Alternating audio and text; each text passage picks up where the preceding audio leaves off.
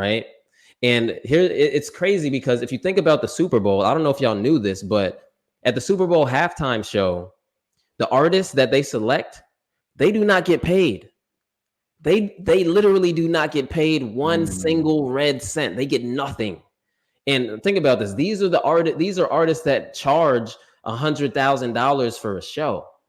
But here's the thing. They are willing to go to the Super Bowl and they are willing to perform at the Super Bowl for free. Why? Because of the 100 million eyeballs. Okay. And honestly, like I was thinking about this, bro, and like the Super Bowl is like the ultimate lead magnet. The Super Bowl halftime show is the ultimate lead magnet because these artists are literally giving up $100,000 of value to simply just come perform at the Super Bowl. But in exchange for that, they're getting exposed to 100 million eyeballs. Okay.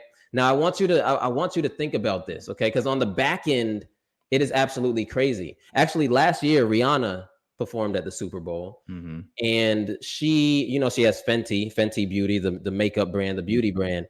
And she was very smart because she was like, okay, I'm going to do this for free, but best believe I'm going to get a plug in there for my brand. So while she was performing, there was this one part of the performance, like a little 10-second thing. And one of her dancers gave her like a makeup compact thing. And she took it and she showed the brand and she, did her little makeup thing.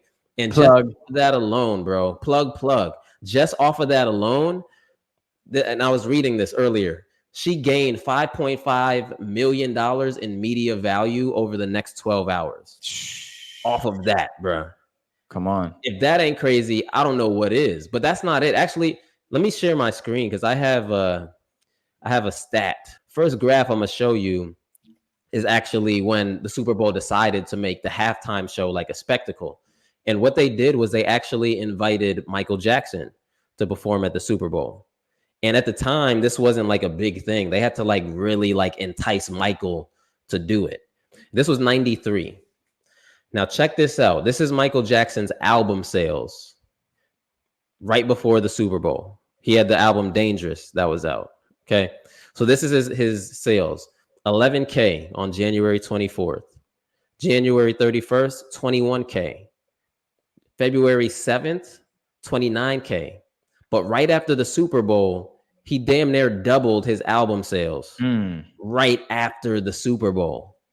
So when that started happening, artists started realizing, yo, hold up. Wait a minute. Like Super Bowl, I might need to perform at the Super Bowl. And then it got crazier and crazier after that, bro. But if you think about it, this is a great way to sell anything that you have as an artist.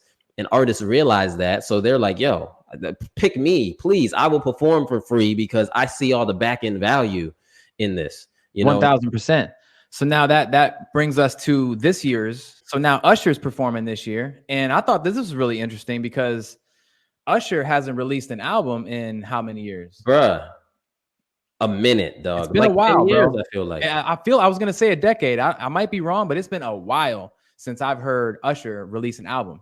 And it just so happens that Usher is releasing an album this year, right? Around the same time, the Super Bowl. Now, in my mind, I'm like, I don't know which came first, the chicken or the egg kind of vibe. I don't know if he created the album because he's getting on the Super Bowl or he's getting on the Super Bowl because he created an album. I don't know. But it is awful crazy coincidence that those two things were happening at the same time, right? So Usher's never performed at the Super Bowl before, and he hasn't created an album in the past 10 years. But again, Usher is a smart businessman. He's not just an artist. He's an entrepreneur too, right? Yep. He's got percentage of the Cleveland Cavaliers. Yeah. Right. So he's got an entrepreneurial mindset. So trust and believe that he's getting on the Super Bowl, not just to go up there and sing and dance and get some more fans, right? He's getting up there because the platform is so crazy, right? And he's going to perform for free. When else would Usher perform for free? Never. Probably never, right?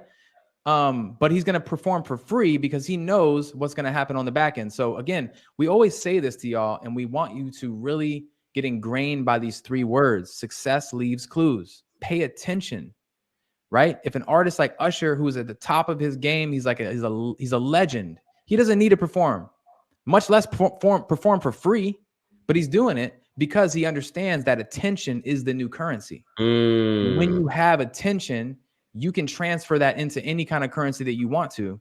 And it's the most powerful thing. So I want you guys to think about what other ways can you do it? Like, and you brought up a really good point there, talking about attention. Look at the most watched halftime shows, bro. Katy Perry, 121 million eyeballs. Sheesh. Rihanna last year, 121. Lady Gaga, Coldplay. But I'm less concerned about the artists, but I'm more concerned about the viewers, right? Like all this does is show us like, yo, there is value in gaining attention. Now, obviously, y'all watching, it's very hard to gain this type of attention, right? But there is a cheat code to doing so, and it's called collaboration. All right. Think about this. Like, let's say that you don't have a huge following. I would highly advise you to go out there and find someone that has a huge following and barter services with them so that you can get exposed to those eyeballs, right? So for instance, like, let's say you got 5,000 followers and you're looking at someone who has 100,000 followers and you want to work with them. You can't just come up to them and be like, yo, bro, we should collab. That's the worst thing you could do. But what you want to do is you want to see what your skill set is and how your skill set can help that person. And in exchange, you want to use their platform to put yourself out there, right? Nice. And you know what I was thinking, though? It's funny because, like, if you look at a platform like Instagram or a platform like TikTok, the reason the algorithm is the way that it is simply because of this. If you look at the Super Bowl, there's 121 million eyeballs. If you look at Kim Kardashian's followers, she probably has around there like 100, I don't know how many millions of followers she has. She has a lot of followers. So if Instagram's algorithm was more so generous, then all Kim Kardashian would have to do is do one post and she would command the attention of the Super Bowl because she has that amount of followers, But Instagram got smart early on and realized, yo, this is not popping off like this. You ain't about to make all this money on this platform and we ain't getting a piece of it, right?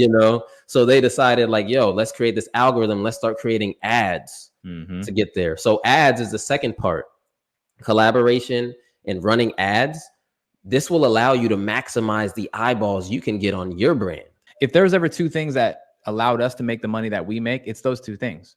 It's collaborating with the right people and then combining that with really smart Facebook and Instagram ad strategies to stay in front of people's faces constantly. Like, because I'm telling you, if you come into our ecosystem, you're going to see us a lot. That's the way that it is. Like, you have to be out here, because if people don't see you, they naturally think that you stop being in business.